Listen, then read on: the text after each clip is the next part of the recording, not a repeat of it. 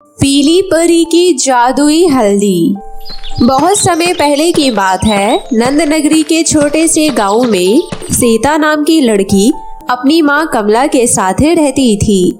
वैसे तो सीता में कोई कमी नहीं थी, लेकिन सीता रंग की थोड़ी सांवली थी, जिस वजह से बच्चे उसका मजाक उड़ाते थे। गांव में सभी लड़कियों की तरह सीता भी दिन पर दिन बड़ी हो रही थी और अब उसकी माँ उसके लिए लड़का ढूंढ रही थी। गांव में बाकी लड़कियों की शादी होते हुए देखकर सीता भी अपनी शादी वैसी ही करवाना चाहती थी, जैसे गांव की सभी लड़कियां हल्दी का फंक्शन अलग और मेहंदी का फंक्शन अलग करवाती थी।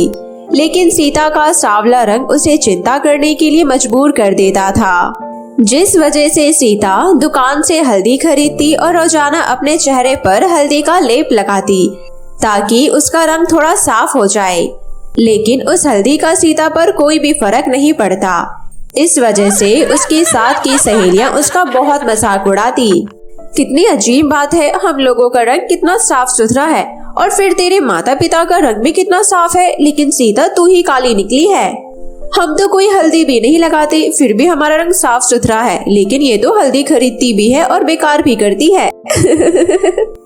वैसे एक बात तो है, सीता चाहे पूरा दिन भी हल्दी लगा कर रख ले, तब भी इसका रंग साफ नहीं होगा।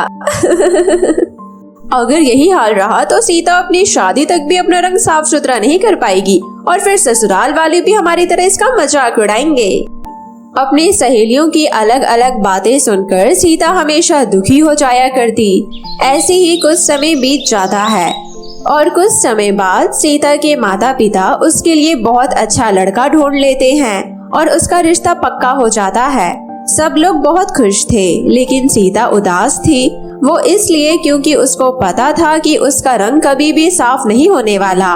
ये सोचकर सीता परेशान हो रही थी और सीता को इस तरह परेशान देखकर उसकी माँ उसके पास आती है और कहती है, क्या हुआ बेटा, तुझे ये रिश्ता पसंद नहीं क्या? हमने तेरे लिए इतना अच्छा लड़का ढूंढा है, लेकिन तू मुंह लटकाकर यहाँ पर क्यों बैठी है? माँ, सभी लड़कियाँ इतनी साफ सुथरी है और सभी सहेलियाँ मेरी शादी में भी आएंगी, लेकिन जो मेरे होने वाला पति और मेरे ससुराल वाले मेरी सहेलियों का इतना सुंदर रंग देखेंगे तो वो मुझे ताना ही मारेंगे और मेरा फिर क्या होगा? हो सकता है मेरी शादी कैंसिल हो जाए। इतना कहकर सीता उदास होकर अपने कमरे के बाहर बालकनी में जाकर बैठ जाती है और तभी अचानक एक पीली परी उसके पास आकर गिर पड़ती है। परी का इतना बुरा हाल देखकर सीता कहती है, अरे अचानक आप यहाँ पर कैसे गिर गई? अभी मेरे पास ये सब बताने का समय नहीं है। मेरे पीछे एक चुड़ैल जादूगरनी पड़ी हुई है और वो मेरे ऊपर वार कर रही है, जिस वजह से मेरे पंख जख्मी हो गए और मैं यहाँ पर गिर गई। वो मुझे ढूंढते ढूंढते यहाँ पर पहुँच जाएगी। इससे पहले तुम मुझे अपने घर में छुपा लो। सीता परी को छुपा लेती है। आप कौन हो और यहाँ पर कैसे गिर गई? अब मेरे घर का दरवाजा बंद है, अब आप मुझे सब कुछ बता सकती हो। मैं बहुत ज्यादा दुविधा में हूँ। मैं एक परी हूँ, लेकिन हमारे बहुत सारे दुश्मन होते हैं, जैसे कि वो जादूगरनी जो मेरे पीछे पड़ी हुई है। उसके वार की वजह से मेरा पंख घायल हो गया और मैं अचानक तुम्हारे यहाँ पर गिर गई। मैं आपके लिए क्या कर सकती हूँ और मैं आपको कैसे बचा सकती हूँ? कृपया करके आप मुझे बताएं। मेरे पास बहुत सारी शक्तियाँ हैं। तुम मेरा पंख ठीक कर दो और इस पर पट्टी बांध दो ताकि मैं उड़ सकूं और मैं अपने आप को खुद बचा सकती हूँ, लेकिन बस तुम मेरे पंख ठीक कर दो।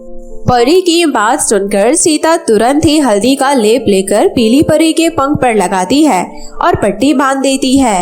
हल्दी का लेप होने की वजह से परी को थोड़ी जलन महसूस होती है, लेकिन उसके जख्म भर जाते हैं और पंख ठीक हो जाते हैं। और जैसे ही उसका पंख ठीक होता है, सीता की छत पर चुड़ैल जादूगरनी पहुंच जाती है।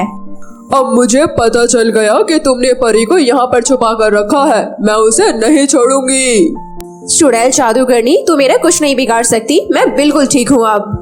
पीली परी अपनी शक्तियों से चुड़ैल जादूगरनी को वहीं पर मार देती है और सीता से कहती है, सीता, आज अगर तुम ना होती तो ये चुड़ैल जादूगरनी मुझे जान से मार देती। मैं तुम्हारी मदद करना चाहती हूँ। इतने समय से मैंने तुम्हें बहुत बार उदास बैठे हुए देखा है। मैं जानती हूँ तुम अपने रंग से परेशान हो, इसलिए मैं तुम्हें कुछ देना चाहती हूँ। पीली परी उसे चंदन का लेप देती है। ये जादुई चंदन का लेप है, इसे लगाते ही तुम्हारा रंग साफ सुथरा हो जाएगा और अभी तुम्हारी शादी में 1 हफ्ता बाकी है। तब तक तुम बिल्कुल साफ सुथरी हो जाओगी, तुम्हें चिंता करने की कोई जरूरत नहीं है। परी का दिया हुआ जादुई चंदन का लेप सीता रोजाना अपने चेहरे पर और शरीर पर लगाती है। पूरे 1 हफ्ते तक लेप लगाने से उसका चेहरा निखरकर साफ सुथरा हो जाता है और वो बहुत सुंदर दिखने लगती है। अगले दिन उसकी शादी होती है। सभी लोग उसको इतना साफ सुथरा देखकर हैरान रह जाते हैं। सीता अपनी शादी में बहुत सुंदर दिखती है।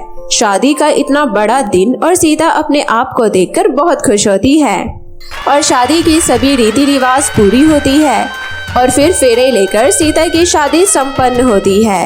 विदाई के बाद अपने ससुराल पहुंच जाती है और ससुराल पहुंचकर सीता की बहुत इज्जत होती है और सीता को बहुत अच्छा घर परिवार मिलता है और सीता अपने कर्तव्य पूरे करती है और सबको खुश रखती है और दिल से परी का धन्यवाद भी करती है। एक बार की बात है, एक सुनील नाम का आदमी अपनी पत्नी सुनैना के साथ रहता था। सुनील दिखने में बहुत हैंडसम था, परंतु गरीबी के चलते उसने कभी अपने जीवन में सपने पूरे नहीं कर पाए। सुनैना से शादी करने के बाद घर का खर्चा चलाने के लिए सुनील ने एक कंपनी में काम करना शुरू कर दिया और वहाँ सुनील को कंपनी की मालकिन पसंद कर लेती है। कंपनी की मालकिन का नाम बबीता था। बबीता सुनील को अक्सर काम के सिलसिले में देर तक अपने ऑफिस में ही रोक लिया करती थी और उससे मीठी मीठी बातें करती थी। धीरे धीरे दोनों एक दूसरे को समझने लगते हैं और एक दिन बबीता सुनील को शादी के लिए प्रपोज कर देती है।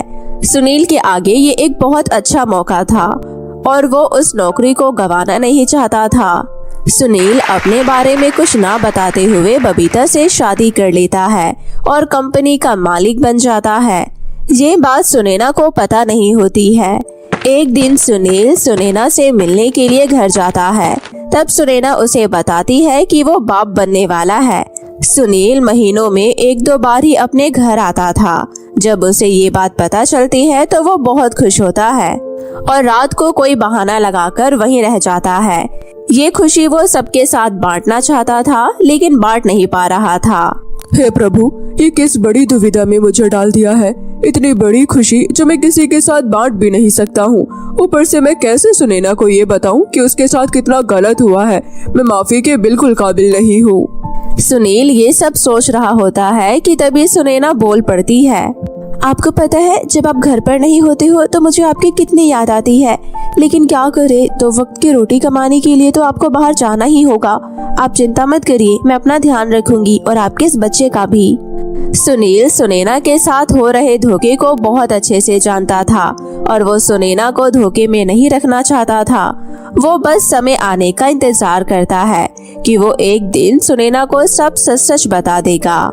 अगले दिन जब सुनील कंपनी जाता है तो कंपनी में बबीता ने चारों तरफ सजावट करवा रखी थी। ये सब देखकर सुनील को कुछ समझ नहीं आता है तो वो बबीता से बात करने के लिए कैबिन में जाता है। बबीता, ये कंपनी में इतनी सजावट किस बात की है? क्या हमारे किसी एम्प्लॉय का जन्मदिन है? नहीं सुनील जी, अगर मैं आपको सच बताऊं तो बात ये है कि मैं माँ बनने वाली हूँ और अब बाप बनने वाले हो। मैं इतनी खुश हूँ कि मैं आपको क्या बताऊं, इसलिए मैंने कंपनी में सजावट करवाई है और सभी एम्प्लॉय को मिठाई भी दी है। बबीता की माँ बनने की खुशी उसके चेहरे से छलक रही थी, पर सुनील को थोड़ा सदमा भी लगा। थोड़ी देर तक अपने आप को संभालते हुए सुनील बबीता को गले लगा लेता है और उसकी खुशी में शामिल हो जाता है। शाम को काम करने के बाद बबीता और सुनील गाड़ी में बैठकर अपने घर चले जाते हैं। घर जाकर सुनील बबीता के लिए पौष्टिक आहार बनाता है और उसे समय पर खिलाता है और उसका ध्यान भी रखता है। बबीता को अपनी इतनी परवाह करते हुए देखकर उसे बहुत अच्छा लगता है। यहाँ बबीता की देखभाल करने के लिए मैं मौजूद हूँ, लेकिन वहाँ सुनैना की देखभाल के लिए कोई भी नहीं है। वो बेचारी अपना ख्याल खुद रख रही है, पता नहीं कैसी होगी। काफी समय तक ऐसे ही चलता रहता है। सुनील बबीता का बहुत ध्यान रखता है और इसी तरह समय बीत जाता है और अब सुनैना और बबीता की एक ही अस्पताल में एक ही दिन डिलीवरी हो जाती है। सुनैना और बबीता दोनों को लड़की पैदा होती है। सुनील को बहुत खुशी होती है और वो ये निर्णय लेता है कि वो सभी को सब सच बता देगा। अपनी दोनों बेटियों को लेकर सुनील बहुत ज्यादा खुश था उसने अपनी कंपनी में सभी मजदूरों को 1 महीने का बोनस दिया था और एक पार्टी रखी थी। उस पार्टी में उसने सुनैना और बबीता दोनों को गेस्ट बनाया था। दोनों एक दूसरे से अनजान थी। सुनैना और बबीता दोनों अपनी बेटी को लेकर पार्टी में आते हैं। तब सुनील दोनों को ये सच बताता है कि सुनैना सुनील की पहली पत्नी है और पैसों के लालच में वो बबीता से शादी कर लेता है। ये सुनकर तो सुनैना ये सदमा झेल नहीं पाती है और वो वहीं दम तोड़ देती है। इससे पहले कि उसे कोई संभाल पाता वो इस दुनिया से जा चुकी थी। सभी लोग खाना पीना खाकर पार्टी से अपने घर चले जाते हैं। बबीता कुछ दिन तक सुनील से नाराज होती है और सुनील अपनी बेटी को लेकर अपने घर में उसकी देखभाल करता है।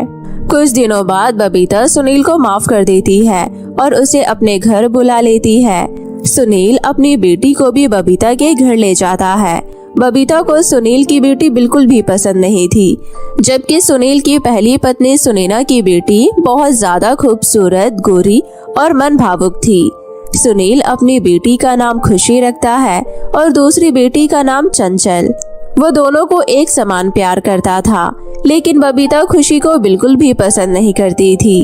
धीरे धीरे दोनों बहनें बड़ी होने लगी थी। चंचल को खुशी बिल्कुल भी पसंद नहीं थी, क्योंकि खुशी सभी की चाहत थी और वो सभी का आदर भी करती थी। दोनों बहनें एक ही स्कूल में पढ़ते थे। खुशी पढ़ने में अव्वल थी और चंचल का पढ़ने लिखने का बिल्कुल भी मन नहीं करता था। चंचल को स्कूल में कोई भी पसंद नहीं करता था और ना ही चंचल किसी से बात करती थी। घर पर चंचल हमेशा खुद को आईने में निहारती रहती थी। कभी अपने चेहरे पर बेसन लगाती तो कभी मुल्तानी मिट्टी, पर वो कभी अपने आप को खूबसूरत नहीं बना पाई। खुशी को ये सब देखकर बिल्कुल अच्छा नहीं लगता था। खुशी चंचल से बहुत प्यार करती थी, इसलिए वो चंचल का बहुत ध्यान रखती थी। समय पर उसे खाना देती थी और नए नए कपड़े उसे पहनने को देती थी। लेकिन जो कपड़े खुशी पर अच्छे लगते थे वो चंचल पर अच्छे नहीं लगते थे, क्योंकि चंचल रंग की सांवली थी। इसलिए उसे लगता था कि खुशी उसे जलाती है, इसलिए वो हमेशा उसके ऊपर दिखावा करने के लिए उसकी मदद करती रहती है। एक दिन खुशी घर के काम कर रही होती है कि तभी वहाँ पर चंचल आती है और खुशी से कहती है, खुशी जल्दी से मेरे अच्छे से बाल बना दे, मुझे पार्टी में जाना है। पार्टी में जाना है? पर कौन सी पार्टी में जाना है? मुझे तो इस बारे में कुछ नहीं पता है। हाँ, माँ ने मुझे ही साथ चलने को कहा है, क्योंकि अगर तुम वहाँ जाओगी तो घर के काम कौन करेगा, इसलिए तुम मुझे जल्दी से तैयार कर दो। तुम कुछ देर रुक जाओ, मेरे हाथ अभी गंदे हैं। मैं काम खत्म करके हाथ धोकर तुम्हारे पास वापस आती हूँ। मैं सब जानती हूँ, तुम मुझसे जलती हो, मुझे तैयार नहीं करना चाहती हो, है ना? नहीं चंचल, ऐसा कुछ भी नहीं है। तुम देख रही हो ना कि मैं घर के काम कर रही हूँ। घर के काम करते करते मेरे हाथ गंदे हो गए हैं। दोनों को बहस करता हुआ बबीता देख लेती है और वो आते ही खुशी को एक जोरदार चांटा मारती है और कहने लगती है, मैंने तुझसे कितनी बार कहा है कि जल्दी जल्दी घर के काम खत्म कर लिया कर। पूरा दिन बस मेरी बेटी से लड़ती रहती है। एक तो तुझे घर में खाने को दे रही हूँ, ऊपर से मेरी बेटी से जुबान लड़ा रही है। मेरे घर से अभी के अभी निकल जा। बबीता बहुत ज्यादा गुस्से में थी। वो सारा अपना गुस्सा खुशी के ऊपर निकाल देती है और खुशी को घर से बाहर निकाल देती है।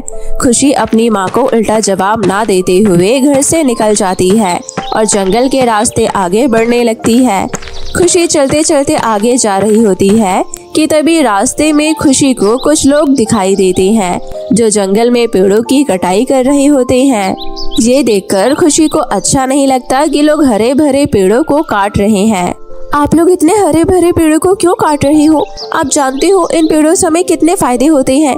इन पेड़ों से हमें खाने के लिए फल मिलते हैं और तो और सांस लेने के लिए ऑक्सीजन भी मिलती है। फिर आप ऐसा क्यों कर रहे हैं? अगर गांव वालों को पता चल गया तो वो आपको गांव से बाहर निकाल देंगे। खुशी जंगल में अकेली थी और वहाँ लोग 4-5 थे। खुशी को ऐसे बातें करता देख लोग डर जाते हैं और वो खुशी का मुंह बंद करने के लिए उसे पकड़ लेते हैं। इस लड़की का हमें कुछ करना होगा। अगर इसने गांव वालों को बता दिया तो गांव वाले हमें पेड़ काटने नहीं देंगे। मैं तो कहता हूँ इसे मार दो। अकेली होने की वजह से खुशी उन लोगों का कुछ नहीं कर पाती है और खुशी की मदद करने के लिए वहाँ पर एक परी प्रकट होती है। परी उन सभी लोगों को अच्छा मजा चखाती है और खुशी को उन लोगों से बचा लेती है। आप बहुत अच्छे हैं, आपने आज मेरी जान बचा ली। मैं तो इन लोगों को जंगल के हरे भरे पेड़ काटने से रोक रही थी। ये सब तो ठीक है, पर मुझे ये समझ नहीं आ रहा तुम इस घने जंगल में क्या कर रही हो। यहाँ तो अंधेरा भी होने वाला है। खुशी अपने साथ हुई सारी घटना परी को बताती है।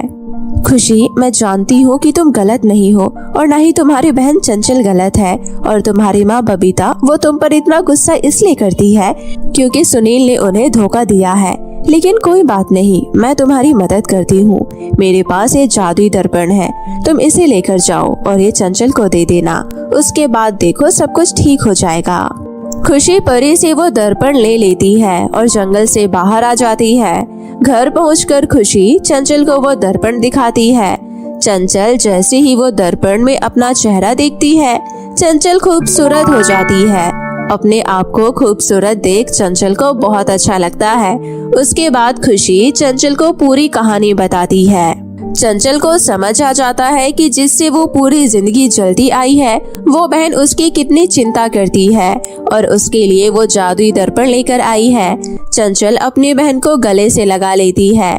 चंचल ये सारी बात जाकर अपनी माँ को बताती है। उसके बाद बबीता भी अपना सारा गुस्सा छोड़कर खुशी को अपनी बेटी मान लेती है और उसे भी अपनी बेटी के समान प्यार करने लगती है।